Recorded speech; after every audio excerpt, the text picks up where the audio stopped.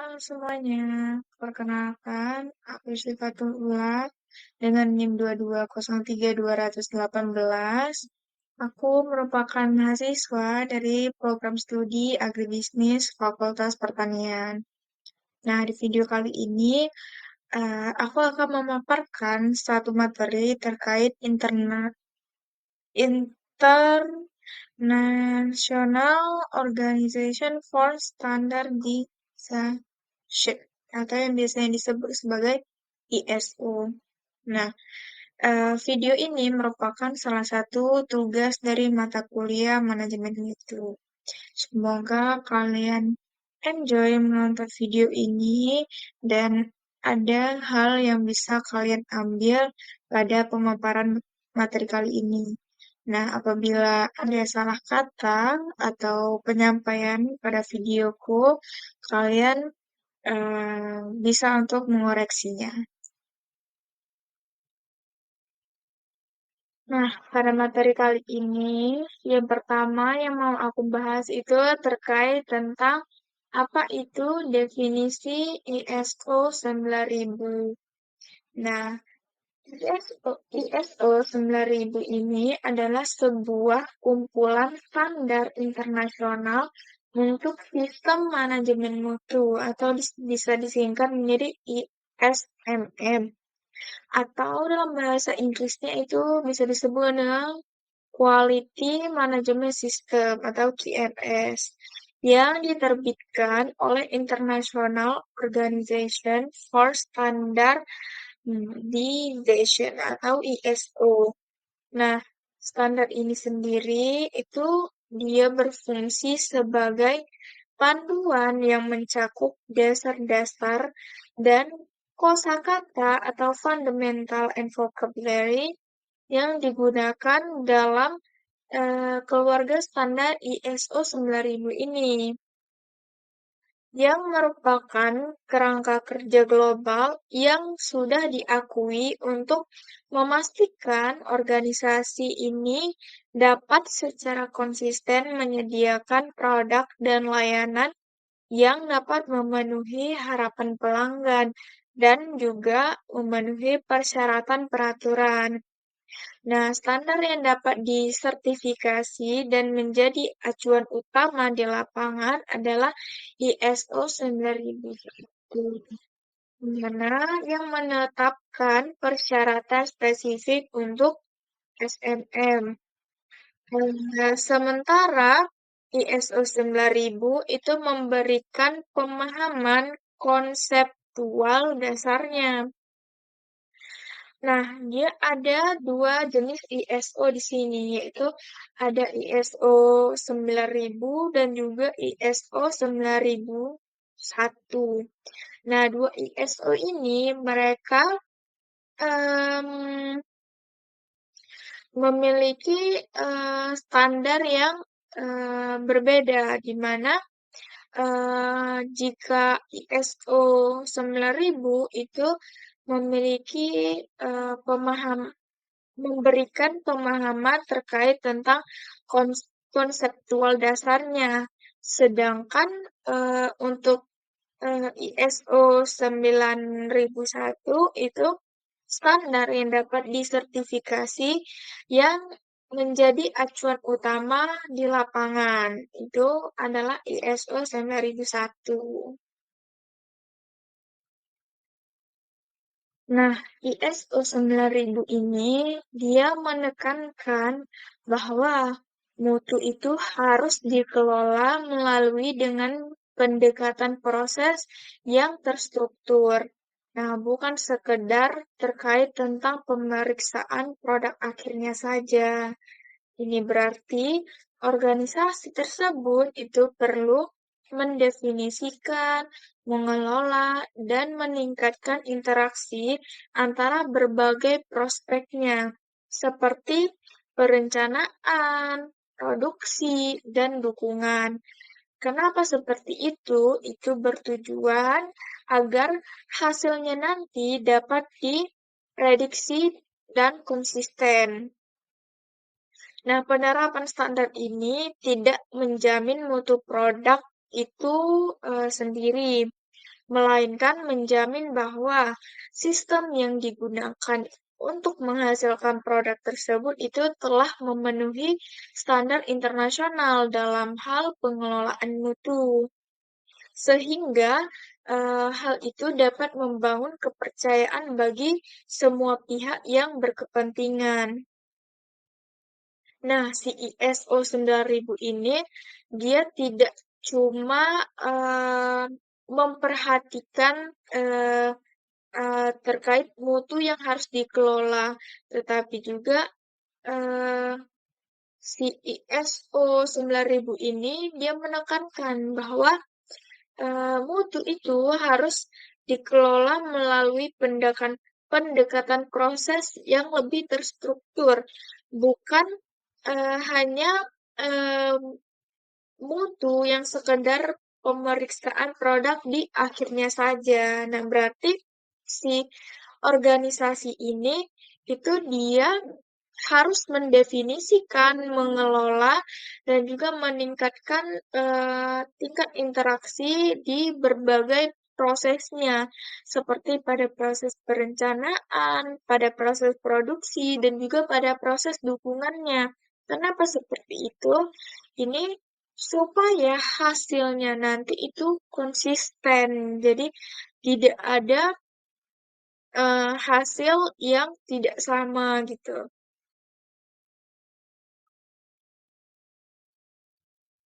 Nah, si ISO 9000 ini dia juga memiliki tujuan di mana tujuan utama sistem manajemen mutu ISO 9000 ini itu adalah memastikan bahwa setiap organisasi itu memiliki kemampuan yang sudah teruji untuk secara konsisten menyediakan produk atau jasa yang memenuhi kebutuhan pelanggan dan persyaratan peraturan yang berlaku.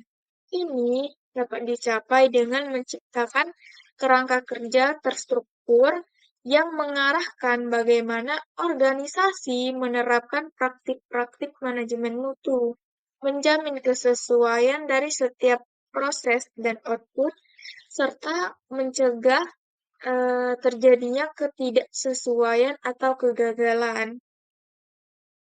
Nah, tujuan utama dari sistem manajemen ISO 9000 ini supaya eh, setiap organisasi itu mereka itu memiliki kemampuan yang sudah teruji secara konsisten supaya produk dan atau jasa yang mereka sediakan kepada si konsumen ini itu dapat memenuhi kebutuhan si pelanggannya dan juga persyaratan peraturannya itu peraturan yang berlaku gitu. Dan tujuan ini bisa tercapai apabila mereka menciptakan kerangka kerja secara terstruktur, yang mana yang mengarahkan itu bagaimana organisasi ini dapat menerapkan praktik-praktik manajemen mutu, dapat mencapai kesesuaian dari setiap proses dan juga outputnya. Nah, hal ini serta mereka dapat mencegah terjadinya eh, apabila adanya ketidaksesuaian atau kegagalan nantinya. Nah, berikutnya yaitu terkait tentang apa sih manfaat dari si ISO 9000 ini. Nah, lebih dari eh, sekedar manfaat utama dari penerapan ISO 9001 adalah untuk meningkatkan efisiensi operasional dan kepuasan pelanggan secara berkelanjutan. Dengan adanya prosedur terdokumentasi dan terstandarisasi, organisasi itu dapat mengidentifikasi dan menghilangkan inefisiensi, mengurangi pemborosan, dan meminimalkan kesalahan, yang pada akhirnya dapat menekan biaya operasional. Peningkatan kualitas dan konsistensi produk atau pelayanan atau jasa yang dihasilkan dari sistem ini itu dapat secara langsung berkontribusi pada loyalitas pelanggan, meningkatkan daya saing perusahaan di pasar lokal maupun di pasar global. Adapun kepatuhan, ISO 900 ini itu bertujuan untuk menanamkan budaya perbaikan berkelanjutan atau continual improvement di seluruh organisasi. Nah, melalui alat seperti audit internal dan tinjauan manajemen, sistem ini memaksa manajemen untuk secara teratur meninjau keefektifan semua proses, mencari peluang untuk peningkatan, dan mengambil tindakan korektif terhadap akar masalah. Nah, dengan demikian, tujuan jangka panjangnya adalah meningkatkan kinerja organisasi secara keseluruhan, menjamin keberlanjutan bisnis, dan juga untuk mencapai keunggulan pada tingkat operasionalnya. Nah, selain manfaat internal yang sudah saya jelaskan di slide sebelumnya, sertifikasi ISO 9001 ini itu dapat memberikan keunggulan yang kompetitif secara eksternal, di mana pengakuan internasional ini menjadi paspor yang mempermudah organisasi untuk memasuki pasar luar negeri dan menjalin kemitraan bisnis. Sertifikasi ini juga dapat menunjukkan kepada pihak stakeholder, termasuk pihak investor, regulator, dan pemasok, bahwa organisasi itu berkomitmen tinggi pada mutu dan telah menerapkan praktik manajemen terbaik mereka, sehingga meningkatkan citra dan kredibilitas perusahaan secara keseluruhan. Nah, dengan si perusahaan itu sudah memiliki sertifikasi ISO 9001 ini, itu bisa memberikan keunggulan yang kompetitif secara eksternal untuk perusahaan mereka, di mana em, mereka itu dapat lebih dengan mudah untuk memasuki pasar luar negeri dan dapat menjalin kemitraan bisnis dengan lebih baik gitu. Nah, dengan adanya sertifikasi ini, nah menunjukkan kepada stakeholder tersebut, yaitu termasuk investor, regulator, dan juga pemasok, itu bahwa si organisasi ini mereka sudah berkomitmen yang cukup tinggi pada mutu dan mereka juga telah menerapkan praktik manajemen terbaik pada produk, jasa atau layanan yang mereka berikan gitu. Sehingga dengan begitu dapat meningkatkan citra dan kredibilitas perusahaan secara keseluruhan.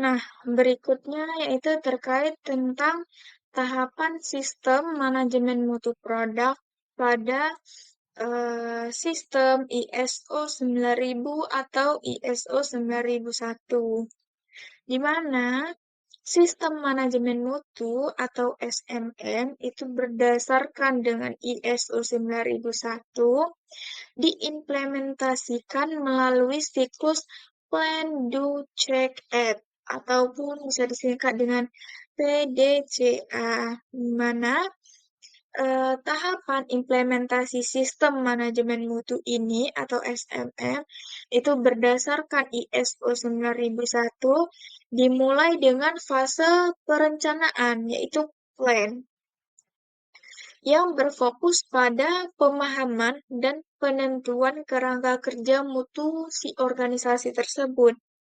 Mana langkah awal yang krusial adalah mendapatkan komitmen penuh dari manajemen puncak dan menetapkan kebijakan mutu serta tujuan mutu yang jelas dan juga terukur.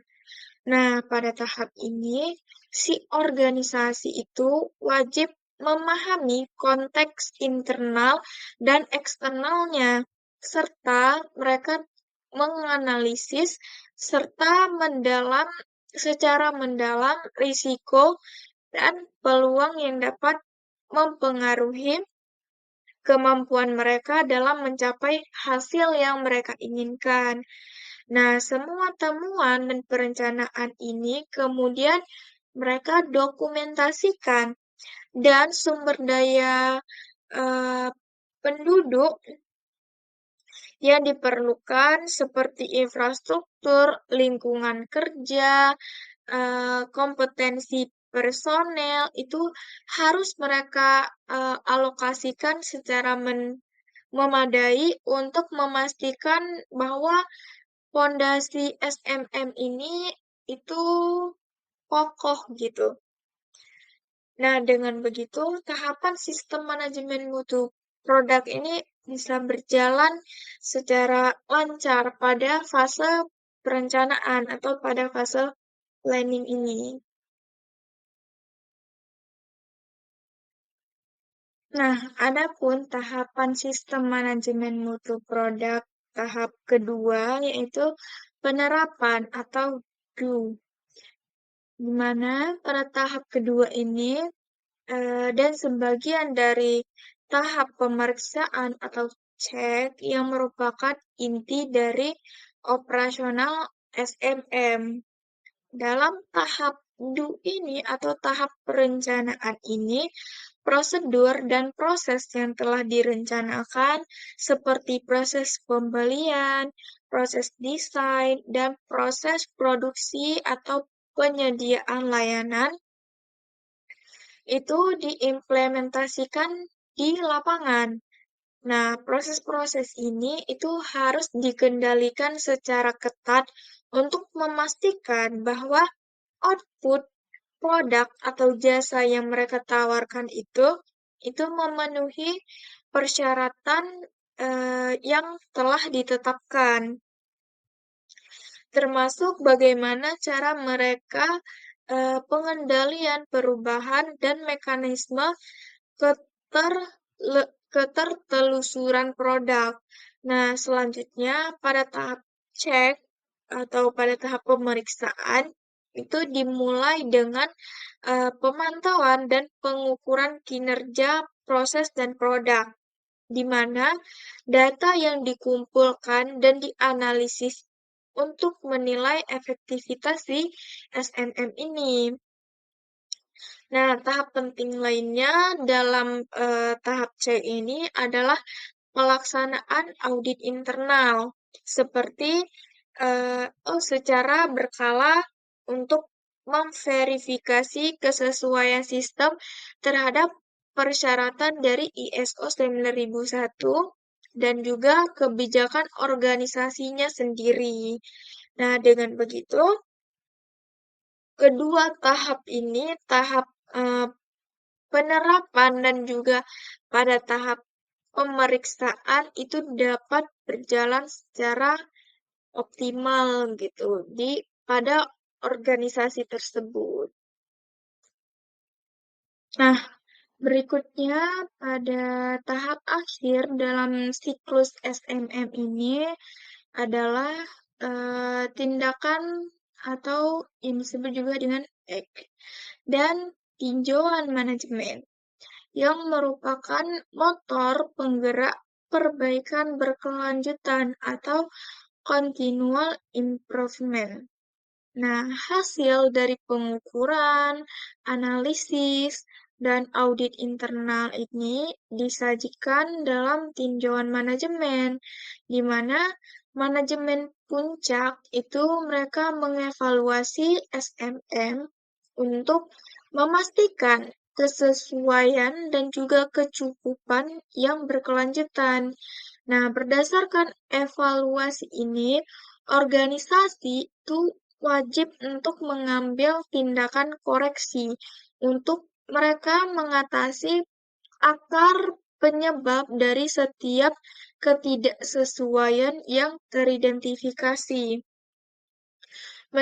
mencegah terulangnya masalah di masa depan.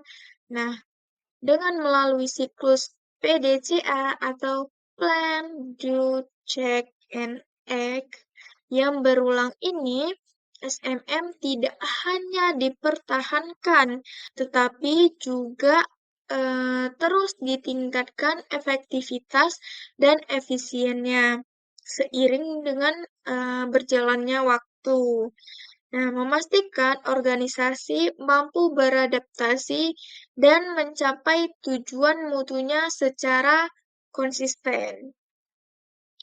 Nah, pada tahap akhir ini atau pada tahap tindakan yang merupakan menjadi penggerak dari perbaikan berkelanjutan, hal ini supaya si organisasi ini dapat mengambil tindakan untuk koreksi berdasarkan hasil dari evaluasi mereka.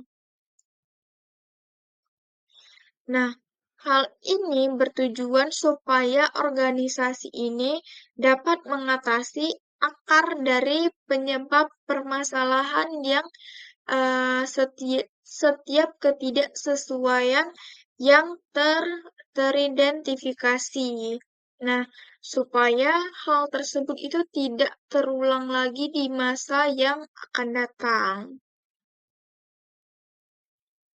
Nah, berikutnya yang akan kita bahas itu terkait penerapan ISO 9000 di sektor pertanian dan di sektor agribisnis.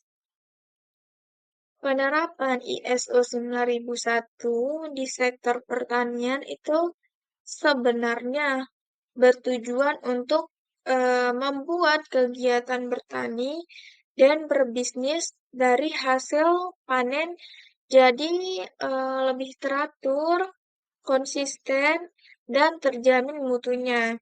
Sama seperti dengan pabrik besar.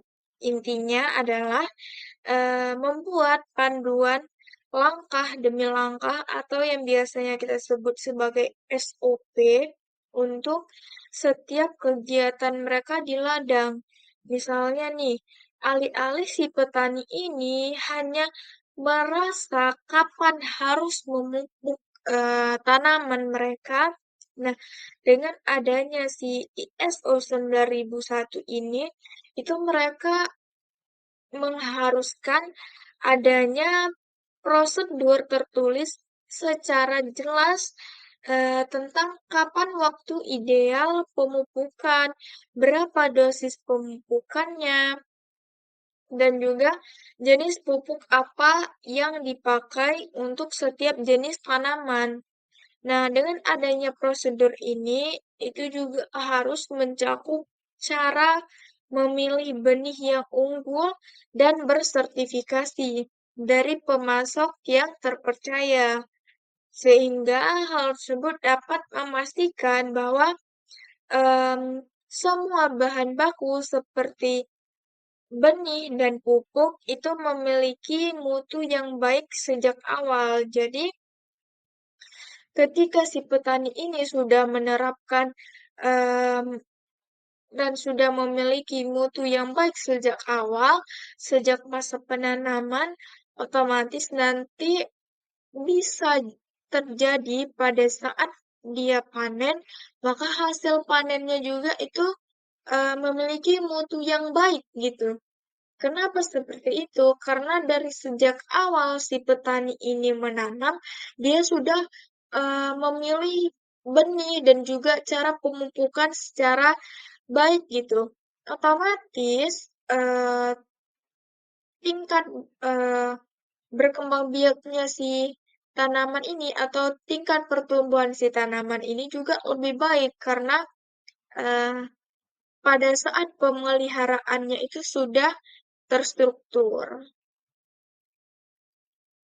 Nah, pada penerapan ISO 9000 di sektor pertanian dan di sektor agribisnis ini, ada aspek paling penting dari penerapan ISO 9001 di agribisnis, yaitu adalah keamanan dan ketertelusuran. Nah, bayangkan saja nih, hasil panen sayuran itu diekspor ke luar negeri, lalu ditemukan masalah seperti adanya sisa pestisida yang terlalu tinggi. Dengan adanya ISO 9001 ini, perusahaan itu harus punya sistem jejak balik gitu, yang rapi. Ini berarti setiap kotak sayuran di pasar itu bisa dilacak kembali ke petak lahan tertentu, tanggal panennya, hingga catatan spesifik pestisida yang disemprotkan, seperti jenis, dosis, dan tanggal penyemprotan pestisida tersebut. Jadi, jika ada masalah, perusahaan bisa cepat mengidentifikasi dan memperbaiki akar permasalahannya, serta memberikan jaminan kepada konsumen bahwa produk mereka itu aman loh untuk dikonsumsi dan dikelola dengan standar internasional yang tepat. Nah, apabila nanti nih pada saat hasil panen si petani ini sudah dipasarkan ke eee, ke pasar atau diekspor ke luar negeri. Nah, ditemukan nih adanya sisa eee, pestisida yang terlalu tinggi pada sayuran tersebut. Nah, dengan adanya kita menerapkan sistem ISO ini, perusahaan itu bisa harus memiliki adanya jejak balik untuk dia. Contohnya pada setiap kotak sayuran yang mereka ekspor ke luar negeri, ke pasar luar negeri, itu ada kodenya yang mereka bisa lacak gitu. Misalnya nih, untuk kode satu pada kotak sayuran tersebut itu ditanam pada lahan yang kodenya nomor satu. Nah, pada lahan tersebut itu pestisida yang disemprotkan itu jenis yang dipakai itu pestisida apa, dosisnya itu berapa, dan tanggal berapa penyemprotannya ini. Sehingga si perusahaan ini itu dapat mengevaluasi tindakan atau strategi apa yang dapat mereka lakukan supaya hal ini tidak terulang kembali.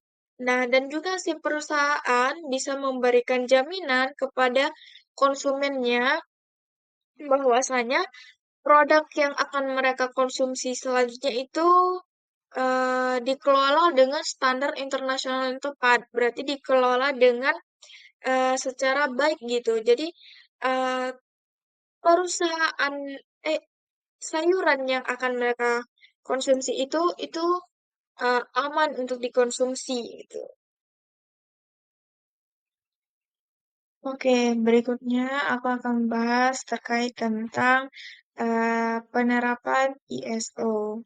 Nah, ISO 9000 ini khususnya untuk ISO 9001 yang merupakan standar untuk sertifikasi. ISO 9000 adalah standar yang sifatnya universal. Nah, artinya itu ia tidak dikhususkan untuk satu industri atau satu sektor saja. Nah, standar ini bisa diterapkan di seluruh dunia dan oleh semua jenis organisasi, baik itu organisasi besar maupun itu organisasi kecil. Nah, swasta maupun pemerintah, karena yang diatur adalah sistem manajemen mutunya, bukan jenis produk atau jasanya. Nah, secara spesifik. Adapun si ISO 9000 ini, dia sifatnya itu universal, yaitu artinya umum gitu. Berarti si ISO 9000 ini dia tidak dikhususkan untuk satu industri atau pada satu sektor saja. Nah, standar ISO 9000 ini itu bisa diterapkan di seluruh dunia oleh semua jenis organisasi, baik itu jenis organisasi besar maupun jenis organisasi yang kecil, eee, swasta maupun pemerintah.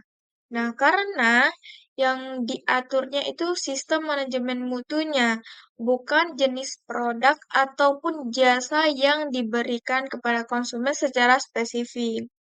Nah, berikut ini ada pun penjelasan di mana saja ISO 9001 ini itu bisa diterapkan.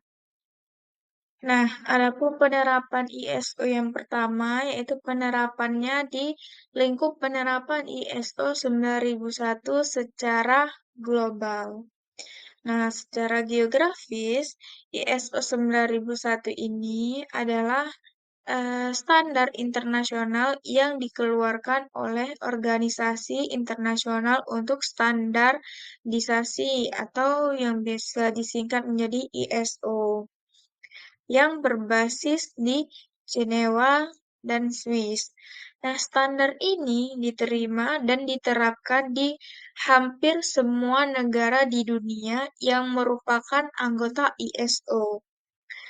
Nah, em, secara geografisnya nih, si ISO 9001 ini dia itu dikeluarkan oleh organisasi internasional yang berada di Jenewa dan juga di negara Swiss gitu. Nah, standar ini itu sudah diterima dan juga sudah diterapkan di hampir semua negara di dunia yang merupakan negara-negara mereka itu termasuk ke dalam negara yang anggota ISO itu. Nah, tujuan utama dari penerapan global ini adalah untuk menciptakan bahasa mutu yang sama bagi perusahaan di berbagai negara. Dengan adanya sertifikasi ISO 9001, sebuah perusahaan di Indonesia yang ingin bekerja sama ataupun mengekspor produknya ke Eropa atau Amerika, itu mereka dapat menunjukkan bukti yang diakui secara universal bahwa sistem pengelolaan mutunya telah memenuhi tolak ukur global. Nah, si penerapan ISO 9001 ini, mereka itu eee, tujuannya untuk menciptakan adanya bahasa mutu yang sama bagi seluruh perusahaan yang ada di berbagai negara. Nah, dengan si perusahaan-perusahaan ini, mereka memiliki sertifikasi ISO 9000 ini, nah, maka dengan, sebuah perusahaan di Indonesia yang ingin apabila mereka ingin bekerja sama ataupun mau mengekspor produknya, baik itu ke Eropa ataupun Amerika. Nah, mereka bisa menunjukkan bukti yang sudah diakui secara universal, yaitu mereka memiliki sertifikat ISO 9001 ini. Di mana sertifikat ini menunjukkan bahwa sistem pengelolaan mutunya itu sudah diakui melalui tolak ukur global. Nah, berikutnya yaitu terkait tentang penerapan ISO yang kedua, yaitu sektor dan jenis industri penerapan ISO 9001. Nah, ISO 9001 ini adalah salah satu standar yang paling fleksibel dan sudah banyak diterapkan di berbagai sektor industri dan juga jasa. Pada dasarnya, semua organisasi yang ingin meningkatkan efisiensi, konsistensi, dan juga kepuasan pelanggan itu dapat menerapkan standar ini, di mana sektor-sektor utama yang banyak menerapkan ISO 9000 ini, di antara lainnya ada beberapa di slide berikutnya. Nah, ISO 9000 ini dia merupakan salah satu standar yang fleksibel dan si ISO 9001 ini itu sudah banyak diterapkan di beberapa sektor industri maupun di beberapa sektor jasa, di mana pada dasarnya semua organisasi yang mereka menginginkan adanya efisiensi, konsistensi, dan juga kepuasan pelanggan. Nah, mereka salah satu caranya bisa dengan menggunakan penerapan ISO 9000 ini untuk kenapa seperti itu? Hal itu supaya mereka dapat memenuhi standar dari keinginan si konsumen ini. Sehingga dengan begitu, ekspektasi si konsumen terhadap sebuah produk ataupun jasa yang diberikan oleh si perusahaan itu dapat terpenuhi karena sudah adanya ISO sertifikasi ISO 9001 ini, maka mereka sudah tahu jika misalkan nih, si perusahaan tersebut sudah memiliki sertifikasi ISO 9000 ini, otomatis em, produk atau jasa yang mereka berikan kepada si konsumen ini itu sudah mungkin sudah bisa memenuhi tingkat keinginan si pelanggan ini. Nah, ada pun beberapa sektor yang sudah menerapkan ISO 9000-nya, yaitu yang pertama pada sektor industri manufaktur, di mana mulai dari pabrik elektronik, otomotif, hingga makanan dan minuman, mereka untuk memastikan tingkat kualitas produk, pengendalian proses produksi, dan manajemen rantai pasok. Nah, si industri manufaktur ini mereka menerapkan ISO 9001 ini dimulai dari pabrik elektroniknya, otomotifnya, hingga sampai kepada makanan dan juga minuman yang mereka berikan. Hal ini eh, mereka inginkan untuk bertujuan memastikan bahwa kualitas produknya itu terjamin, pengendalian proses produksinya itu aman, dan manajemen rantai pasoknya itu juga jelas gitu. Sehingga nanti em, pada saat produk ataupun jasa yang diberikan oleh mereka itu sudah aman semuanya. Sektor kedua yaitu pada sektor jasa. Nah, termasuk hotel dan penginapan, perusahaan konsultasi, logistik, transportasi, dan juga bank atau lembaga keuangan, di mana fokusnya adalah untuk memastikan konsistensi dan kualitas layanan yang diberikan kepada pelanggan.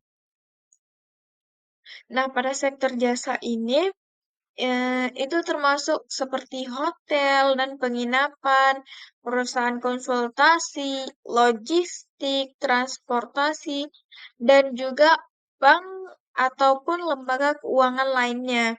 Nah, di mana mereka itu menerapkan penerapan ISO 9001 ini bertujuan supaya untuk memastikan tingkat konsistensi dan juga kualitas layanan yang akan mereka berikan kepada pelanggan ini dapat memenuhi ekspektasi si pelanggan ini sehingga nanti si pelanggan ini bisa menjadi pelanggan tetap mereka karena kenapa seperti itu? Karena tingkat ekspektasi si pelanggan ini sudah dapat mereka penuhi dengan konsisten dan juga kualitas layanan yang mereka berikan. Yang ketiga yaitu pada sektor kesehatan dan pendidikan, seperti rumah sakit, klinik, manufaktur farmasi, serta institusi pendidikan, yaitu seperti sekolah dan universitas, di mana mereka menggunakannya untuk menstandarkan prosedur layanan dan administrasinya. Nah, pada sektor ketiga, yaitu pada sektor kesehatan dan pendidikan, contohnya terdapat pada rumah sakit, pada klinik, manufaktur farmasi, serta institusi pendidikan seperti sekolah dan juga tingkat universitas. Nah, mereka menerapkan ISO 9001 ini untuk memastikan bahwa standar prosedur dan juga layanan dan serta administrasinya itu dapat termanajemen dengan baik gitu dan dapat memenuhi standar yang sudah mereka terapkan gitu. Nah, yang keempat yaitu terdapat pada sektor teknologi informasi atau bisa disingkat menjadi TI. Nah, ini digunakan untuk mengelola proyek perangkat lunak, layanan teknologi informasi, dan juga data center demi menjaga efisiensi dan kepuasan klien. Nah, jika pada teknologi informasi ini, itu penerapan ISO 9000 ini digunakan untuk mengelola proyek perangkat lunak mereka, layanan teknologi informasi yang mereka berikan, dan juga data center yang terdapat pada mereka. Nah, mereka melakukan hal tersebut itu bertujuan supaya dapat menjaga tingkat efisiensi dan juga tingkat kepuasan klien mereka. Nah, yang kelima yaitu pemerintahan dan agribisnis. Pada sektor pemerintahan dan pada sektor agribisnis. Lembaga pemerintah seperti karantina pertanian itu mereka menggunakan untuk menstandarkan layanan publiknya.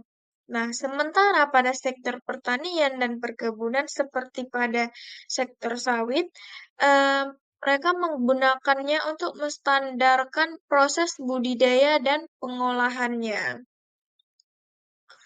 Nah, pada sektor eh, pemerintahan dan juga pada sektor agribisnis ini, itu contohnya nih, pada lembaga pemerintahan, pada sektor lembaga pemerintahan, misalnya karantina pertanian. Nah, mereka menggunakan penerapan ISO 9001 ini untuk menstandarkan layanan publik yang mereka berikan kepada masyarakat-masyarakat. Sementara jika pada sektor pertanian atau dan perkebunan seperti pada sektor sawit, nah mereka menggunakan penerapan ISO 9001 ini untuk menstandarkan proses budidaya dan pengolahannya, supaya hasil yang mereka dapatkan di akhirnya itu dapat memenuhi standar yang sudah mereka tetapkan. Nah, berikutnya yaitu penerapan ISO nomor 3, yaitu contohnya perusahaan penerapan ISO 9001 yang ada di Indonesia. Nah, banyak sekali perusahaan besar maupun perusahaan kecil yang terdapat di Indonesia, itu mereka telah meraih sertifikasi ISO 9001 ini sebagai bukti komitmen mereka terhadap mutu. Nah, banyak sekali perusahaan-perusahaan yang terdapat di Indonesia, mau itu perusahaan besar maupun itu perusahaan kecil, itu mereka rata-rata sudah mempunyai sertifikat ISO 9001. Nah, sertifikasi ISO 9001 ini itu menjadi salah satu bukti bahwa perusahaan mereka itu sudah mereka sudah berkomitmen terhadap mutu yang akan mereka berikan gitu, baik itu yang akan mereka berikan itu sebuah produk ataupun sebuah layanan ataupun jasa. Nah, berikut ini terdapat beberapa contoh perusahaan ataupun lembaga yang sudah menerapkan standar ini yang terdapat di Indonesia. Nah, adapun beberapa perusahaan yang sudah menerapkan ISO 9000 ini, yang pertama ada jenis sektornya itu pada manufaktur dan konsumen. Contoh organisasi atau contoh perusahaan yang menerapkannya itu ada pada PT Unilever Indonesia Tbk dan juga PT Martina Berto Tbk, di mana fokus penerapan ISO ini itu pada konsistensi kualitas produk konsumen, yaitu pada produk sabun, pada produk makanan, dan juga kosmetik. Nah, pada jenis sektor manufaktur dan konsumen, yaitu yang terdapat pada dua perusahaan, ya, di antaranya itu pada dua perusahaan yang terdapat di Indonesia, yaitu pada perusahaan Unilever Indonesia Tbk dan juga pada PT Martina Berto Tbk, di mana mereka menerapkan sistem ISO atau sistem sertifikasi ISO ya yang sudah mereka dapatkan, yaitu em, pada produknya, yaitu pada produk sabun, makanan, dan juga kosmetik, di mana pada produk tersebut tingkat konsistensi kualitas produknya yang mereka berikan untuk konsumen itu sudah terjamin. Yang kedua yaitu pada sektor jasa telekomunikasi, yaitu contoh organisasi atau contoh perusahaannya terdapat pada PT Telkom Indonesia dan TBK dan juga XL Akista. Nah, fokus penerapan ISO 9001 mereka itu terdapat pada peningkatan kualitas layanan pelanggan dan efisiensi operasional jaringan. Nah, mereka memberikan jasanya itu pada peningkatan kualitas layanan eh, jejaring sosial mereka gitu. Di mana apabila kita memakai jaringan dari perusahaan mereka, contoh nih kita pakai eh, jaringan internet dari Telkomsel gitu kan. Nah, mereka mereka sudah berusaha memberikan kualitas dan layanan yang baik untuk si pelanggannya. Yang ketiga yaitu pada jenis sektor infrastruktur dan konstruksi. Itu terdapat pada perusahaan PT Hutama Karya atau Persero. Kalian tahu. Nah, fokus penerapannya itu terdapat pada manajemen mutu dalam proyek pembangunan jalan tol atau infrastruktur lainnya. Nah, pada PT ini mereka menerapkan sistem ISO-nya itu pada manajemen mutu dalam proyek pembangunan jalan tol atau infrastruktur yang mereka naungi gitu. Nah, mereka memberikan layanan gitu. Mereka membangun jalan tol sehingga kita bisa pakai jalan tol itu dengan keadaan yang bagus gitu. Yang keempat yaitu pada jenis sektor layanan pelabuhan ataupun logistik yang terdapat pada PT Jakarta International Container Terminal atau JICT. Ini pasti juga kalian tahu. Di mana fokus penerapannya yaitu terdapat pada standarisasi proses layanan bongkar muat dan operasional terminal. Yang kelima yaitu pada jenis sektor pemerintahan atau layanan publik, di mana contoh perusahaan atau contoh organisasi yang menerapkannya yaitu berada pada Badan Karantina Pertanian atau Barantan. Nah, fokus penerapannya yaitu pada peningkatan kualitas layanan karantina dan pengawasan keamanan pangan.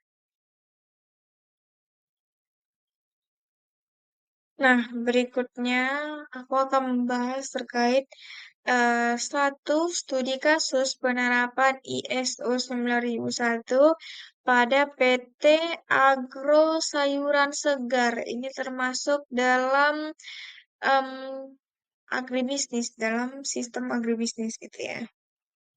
Di mana pada tahapan satu yaitu perencanaan ataupun plan dan juga komitmen. Nah, PT Agro Sayuran Segar ini merupakan sebuah perusahaan pengekspor sayuran organik yang sering menghadapi masalah inkonsistensi mutu dan juga keluhan residu pestisida dari distributor luar negeri. Nah, untuk mengatasi hal ini dan juga meningkatkan kredibilitas, manajemen memutuskan untuk menerapkan ISO 9001. Mereka memulai dengan mendefinisikan ruang lingkup SMM-nya, yaitu dari kebun hingga ke proses pengiriman, dan menetapkan tujuan mutu yang jelas, yaitu dengan cara mengurangi keluhan pelanggan sebesar 50% dan mencapai nol penolakan ekspor dalam setahun. Nah, pada studi kasus yang terdapat pada PT Agro Sayuran Segar ini, mereka itu sebuah perusahaan eh, pengekspor sayuran organik yang sering menghadapi masalah tentang inkonsistensi mutu dan keluar residu pestisida dari distribusi yang ada di luar negeri. Nah, untuk si PT Agro Sayuran Segar ini mengatasi hal tersebut dan mereka dapat meningkatkan kredibilitasnya, manajemen mutu yang ada pada perusahaan ini mereka memutuskan untuk menerapkan ISO 9001 ini, di mana proses penerapannya itu mereka mulai dengan cara mendefinisikan ruang lingkupnya, dimulai dari kebun hingga dengan proses pengiriman produknya, sehingga mereka dapat dengan setelah mereka menetapkan manajemen ISO 9000 ini pada produk yang mereka berikan, nah hal tersebut dapat eh, hal tersebut dengan tujuan penerapannya itu supaya dapat mengurangi keluhan pelanggan yaitu sebesar 50%. Nah, dan untuk mencapai nol penolakan ekspor dalam setahun lagi. Nah, pada tahapan kedua yaitu pada tahapan perencanaan. Ini juga mencakup terkait tentang analisis risiko di mana risiko terbesarnya itu diidentifikasi, yaitu adanya kontaminasi silang dan kerusakan produk pasca panen. Nah, untuk mitigasi, perusahaan mengalokasikan sumber daya untuk pelatihan intensif stafnya dan membuat prosedur operasi standar atau yang biasanya disingkat menjadi SOP. terdokumentasi untuk setiap jenis kegiatan yang mereka lakukan. Nah, misalnya nih, SOP untuk menjaga jarak aman penanaman dari lahan konvensional dan SOP untuk kalibrasi alat pengukur suhu penyimpanan. Nah, pada tahap perencanaan untuk penerapan ISO 9000 ini, itu mencakup tentang analisis risiko di mana nih letak risiko terbesar yang mereka identifikasi. Nah, risiko terbesar yang terdapat pada produk yang mereka berikan ini yaitu terdapat adanya kontaminasi silang dan juga kerusakan produk pada saat pasca panen.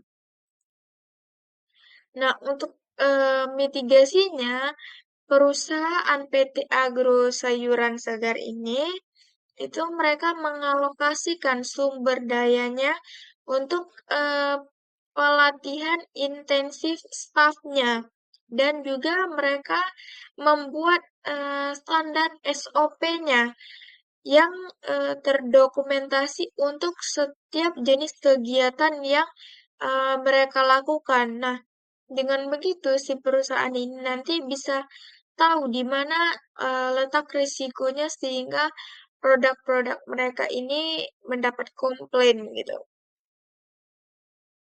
Misalnya nih, SOP yang diterapkan oleh si PT Agro Sayuran Segar ini yaitu SOP untuk menjaga jarak aman penanaman dari lahan konvensional dan SOP untuk kalibrasi alat pengukur suhu penyimpanannya. Nah, pada tahapan kedua yaitu tahapan implementasi atau duduk dan kontrol prosesnya. PT Agro Sayuran Segar ini itu mereka segera menerapkan SOP baru mereka di seluruh sistem operasionalnya. Salah satu sistem yang diterapkan adalah sistem ketelusuran yang ketat, di mana setiap petak kebun itu mereka memberikan kode dan semua aktivitas yaitu seperti aktivitas penanaman, pemupukan, panen, itu mereka catat menggunakan aplikasi tablet oleh staf di lapangan. Data ini nanti terintegrasi dengan label barcode unik yang ditempel pada setiap peti hasil panennya untuk memastikan bahwa setiap produk di pasar itu dapat dilacak kembali hingga ke sumber lahan dan riwayat perawatannya. Nah, pada tahap pengimplementasi dan kontrol proses produknya, si PT Agro Sayuran Segar ini mereka segera menerapkan sistem SOP-nya di seluruh sistem operasionalnya. Nah, salah satu sistem yang mereka terapkannya itu sistem ketelusuran yang ketat, di mana pada setiap peta kebun yang mereka punya itu mereka berikan kode untuk semua tingkat aktivitas yang dilakukan oleh staf-stafnya, baik itu aktivitas tentang penanaman, pemupukan, sampai dengan aktivitas panennya. Nah, selanjutnya aktivitas-aktivitas itu mereka catat menggunakan aplikasi tablet yang itu dilakukan oleh stafnya yang ada di lapangan. Nah, nanti data ini terintegrasi dengan label barcode unik yang sudah mereka tempel pada setiap peti hasil panennya. Kenapa seperti itu? Itu bertujuan untuk memastikan bahwa setiap produk mereka yang ada di pasar itu mereka dapat lacak kembali hingga ke sumber lahan dan riwayat perawatannya. Nah, jadi nanti mereka tahu nih, kalau misalkan ada komplain dari, entah itu dari si reseller mereka ataupun komplain dari si, konsumennya nanti, mereka tahu bahwa yang dikomplainnya itu kodenya di sini berarti yang terkena, risikonya atau terintimidasi. Nah, seperti itu pokoknya. Pokoknya yang rusak, yang salahnya itu ada di pada saat aktivitas apa gitu. Sehingga dengan begitu mereka dapat menindaklanjuti. Selain itu, kontrol mutu difokuskan pada tahap pasca panennya untuk menjaga tingkat kesegaran produk. Prosedur baru ini itu mewajibkan sayuran dipindahkan ke gudang pendingin dalam waktu kurang dari 2 jam setelah dipanen. Nah, staf gudang dilatih untuk mencatat dan memantau suhu serta kelembaban secara rutin. Kontrol ini itu untuk memastikan bahwa mutu produk dipertahankan secara konsisten melalui manajemen proses yang terstandarisasi, alih-alih mengandalkan pengecekan mutu pada produk akhir. Nah, si PT Agro Sayuran Segar ini selain mereka melakukan kontrol mutu, mereka juga memfokuskan pada tahap pasca panen. Hal ini bertujuan supaya menjaga tingkat kesegaran produk mereka.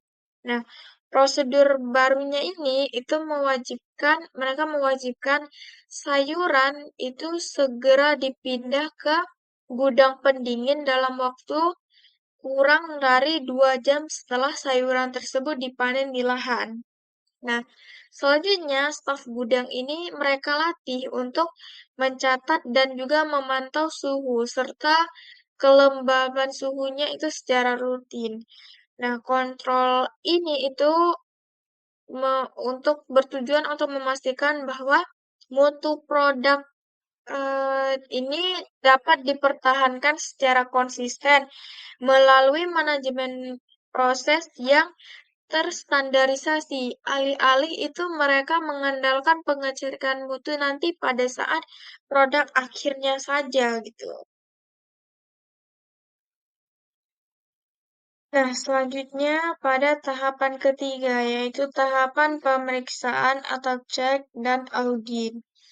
Nah, setelah beberapa bulan beroperasi, perusahaan melakukan audit internal untuk menilai efektivitas SMM ataupun efektivitas dari penerapan ISO 9001 ini.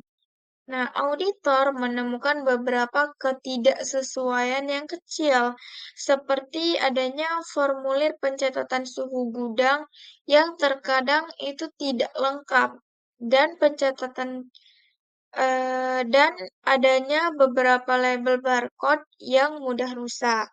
Namun, pada saat yang sama, pengukuran kinerja menunjukkan bahwa keluhan pelanggan itu telah menurun secara signifikan. Nah, hal ini menunjukkan bahwa perbaikan yang nyata itu mendekati target mutu yang sudah ditetapkan. Nah, setelah si PT Agro Sayuran Segar ini sudah menetapkan penerapan ISO 9001 ini di beberapa kegiatan sebelumnya.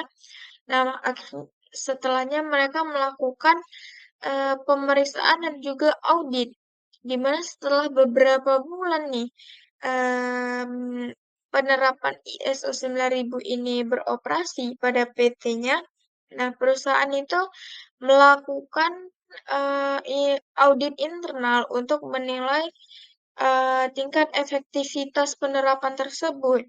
Nah, Di situ, auditor itu menemukan beberapa ketidaksesuaian yang kecil gitu, seperti adanya formulir pencatatan suhu gudang itu yang terkadang tidak lengkap dicatatnya. Dan juga ada beberapa jenis label barcode itu yang mudah rusak. Namun, walaupun begitu, pada saat yang sama, tingkat pengukuran kinerja mereka itu menunjukkan bahwa eh, keluhan dari pelanggan itu telah menurun secara signifikan. Nah, hal tersebut menunjukkan perbaikan yang nyata itu sudah mendekati target mutu yang sudah mereka terapkan tadi, yang sudah mereka tetapkan tadi, yaitu sebanyak 50%. Nah, temuan dari audit dan juga data kinerja, kemudian itu mereka bahas dalam tinjauan manajemen yang dipimpin oleh direksinya. Nah, dalam tinjauan ini diputuskan nih bahwasanya SOP penanganan barcode itu harus diperkuat dan eh, bahan dari labelnya itu perlu diganti. Manajemen juga fokus pada data kualitas air irigasi yang menunjukkan fluktuasi dan menganggapnya sebagai risiko yang memerlukan tindakan segera. Nah, setelah tadi PT Agro Sayuran Segar ini melakukan audit, nah mereka menemukan bahwa em, data kinerja itu mereka bahas yang dipimpin oleh direksinya. Nah, dalam tinjauan tersebut itu mereka putuskan bahwasanya selanjutnya eh, SOP penanganan barcode itu harus lebih diperkuat. Dan juga bahan dari label label untuk barcode-nya itu perlu diganti karena tadi kan dia mudah rusak kan. Nah, manajemen juga fokus pada data kualitas air irigasi yang menunjukkan fluktuasi di mana tidak tingkat kualitas airnya ini tidak selalu tersedia eh, sama gitu kualitasnya. Nah, dan mereka menganggapnya itu sebagai salah satu resiko yang mereka perlu untuk tindak lanjuti segera. Nah, pada tahapan yang keempat yaitu tahapan tindakan ataupun act dan perbaikan yang berkelanjutan. Nah, berdasarkan hasil dari tinjauan dan juga audit tadi, perusahaan itu segera mengambil tindakan korektif. Untuk mengatasi masalah label, mereka mengubah spesifikasi pembelian barcode menjadi bahan yang lebih waterproof, yang lebih tahan lama dan memberikan pelatihan singkat kepada staf gudangnya. Mereka juga memasang filter filter air tambahan dan menjadikannya sebagai checkpoint wajib dalam prosedur harian untuk menstabilkan tingkat kualitas air irigasinya. Nah, setelah tadi mereka melakukan tinjauan nih, mereka sudah melakukan rapat nih tadi. Nah, berdasarkan hasil dari tinjauan dan audit itu, perusahaan ini segera mengambil tindakan yang korektif, di mana mereka yang pertama mengatasi tentang labelnya, karena tadi labelnya yang mudah rusak pada saat dimasukkan ke pendinginan. Nah, mereka mengganti eh, pembelian barcode-nya itu menjadi bahan yang lebih waterproof dan juga menjadi bahan yang lebih tahan lama dan memberikan pelatihan singkat kepada staf gudangnya. Nah, selain itu, pada permasalahan tingkat kualitas air tadi, mereka juga memasang filter air tambahan dan menjadikannya sebagai em, aktivitas yang wajib untuk dilakukan dalam prosedur harian, di mana hal tersebut bertujuan untuk menstabilkan tingkat kualitas air irigasinya. Nah, melalui siklus PDCA atau Plan, Do, Check, Act yang teratur ini, PT Agro Sayuran Segar itu berhasil mencapai targetnya dan melampaui harapan distributor, di mana SMMI SO 9001 ini tidak hanya mampu membuat perusahaan mendapatkan sertifikasi, tetapi dia juga bisa menjadi alat bisnis yang cukup strategis yang meningkatkan efisiensi operasional dan kredibilitas di pasar internasional. Sehingga dengan begitu dapat memungkinkan mereka itu untuk menjual produk, panennya itu dengan harga yang lebih mahal atau dengan harga yang premium. Nah, sampailah kepada titik yang terakhir, yaitu kita sampai pada slide, kesimpulan.